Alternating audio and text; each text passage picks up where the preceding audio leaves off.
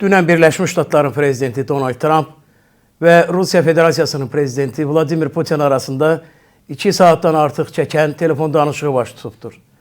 İndi bütün dünyanın gözü, diqqəti bu məsələdədir ki, bu vasitəçilik nəticə verəcəkmi? Əlbəttə, Trump çox ümid etdiyini söyləyib, amma sonra da deyibdir ki, gərək Birləşmiş Ştatlar əvvəlcədən bu müharibəyə qatılmazdı, vasitəçilik etməzdi.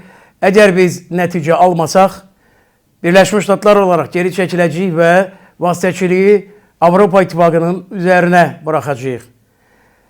Hər kəs bilir ki, bu müharibənin durdurulmasında Rusiya prezidenti maraqlı deyil.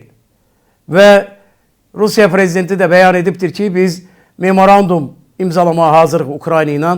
Ukrayna prezidenti də bunu təsdiq edibdir. Amma müharibənin gerçək dayandırılmasında, ateşkəs rejiminə gedilməsində Rusiya maraqlı olsaydı, necə ki, Pasxa bayramı ilə bağlı, 9 may ilə bağlı heç kəsi xəbərdar etmədən Putin ateşkəs rejimi elan etmişdi, hər zaman bu addımı ata bilər. Amma Rusiya müxtəlif bəhanələrlə, nüanslar vardır, texniki detallar vardır, müzakirə edilməli məsələlər vardır deyib, bu müharibəni uzatmaqdadır.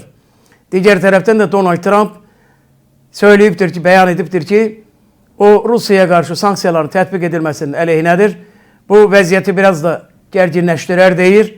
Amma hər kəs bilir ki, Avropa İttifaqı Rusiya öz təzyiqin, sanksiya təzyiqin artırır və bunun haqqında açıq, aşkar bəyanat səsləndiriblər. Avropa liderləri anlayırlar ki, Rusiyanı yalnız təzyiqlə durdurmaq olar. Donald Trump isə belə hesab edir ki, Rusiya ilə aparılan bu danışıqlar mütləq nəticə verəcəkdir. Verəcəkdirmi bu nəticə?